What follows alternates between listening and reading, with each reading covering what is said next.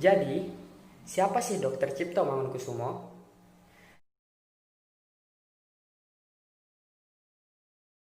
Dr. Cipto Mangunkusumo lahir pada tanggal 4 Maret 1886 di Desa Pecangakan, Ambarawa, Jawa Tengah. Beliau adalah putra tertua dari Mangunkusumo, seorang priai rendahan dalam struktur masyarakat Jawa. Dr. Cipto Mangunkusumo adalah seorang yang cerdas, dan berkat kecerdasan beliau berhasil sekolah di Stovia, yaitu Sekolah Pendidikan Dokter Hindia.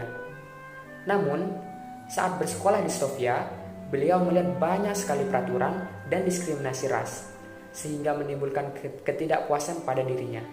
Keadaan ini senantiasa digambarkan oleh Cipto melalui The Lokomotif, surat harian kolonial yang sangat berkembang pada waktu itu. Cipto sering mengkritik hubungan feodal dan kolonial yang dianggapnya sebagai sumber penderitaan rakyat, sehingga mendapat teguran dari pemerintah.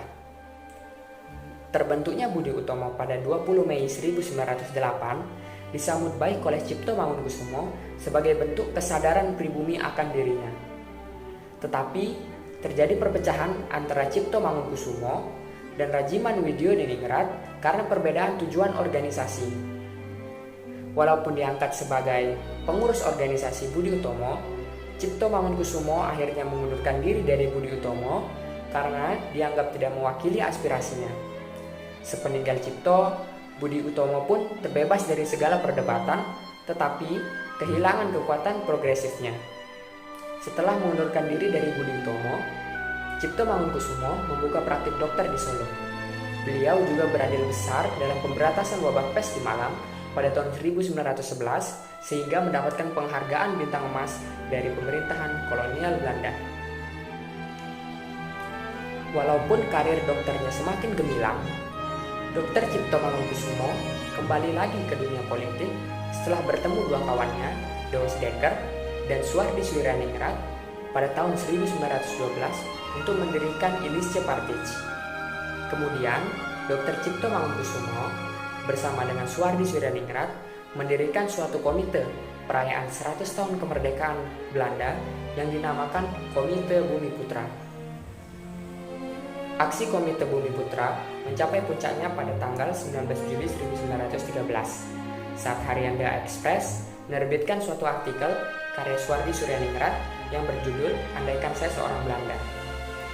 Sehari setelahnya, Dr. Cipto Mangunkusumo menerbitkan artikel yang mendukung artikel Suhardi Suryaningrat untuk melakukan pemboikotan terhadap perayaan kemerdekaan Belanda. Hal ini memukul keras pemerintahan Hindia Belanda sehingga pada tanggal 30 Juli 1913 beliau, yaitu Suhardi Suryaningrat bersama dengan Dr. Cipto Mangunkusumo dipenjarakan.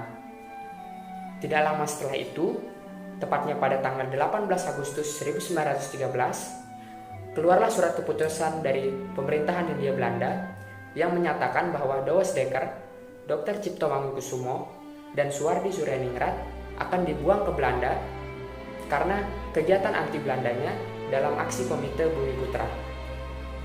Dalam pembuangannya, penyakit asma Dr. Cipto Mangunkusumo kambuh, sehingga teman-temannya kemudian mengusulkan kepada pemerintah untuk memulangkan Dr. Cipto Mangunkusumo. Pemerintah pun mengiyakan usulan tersebut.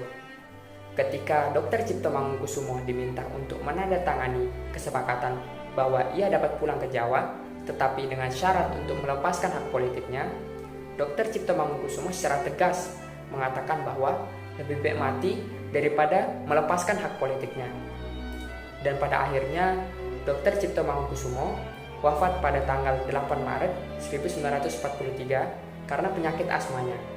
Sampai akhir hidupnya, Dr. Cipto Mangunkusumo terus menunjukkan sikapnya sebagai seorang nasionalis dan sangat layak dijadikan sebagai pahlawan nasional dan pahlawan kedokteran Indonesia, yang sampai saat ini nama beliau digunakan di banyak seluruh rumah sakit di Indonesia.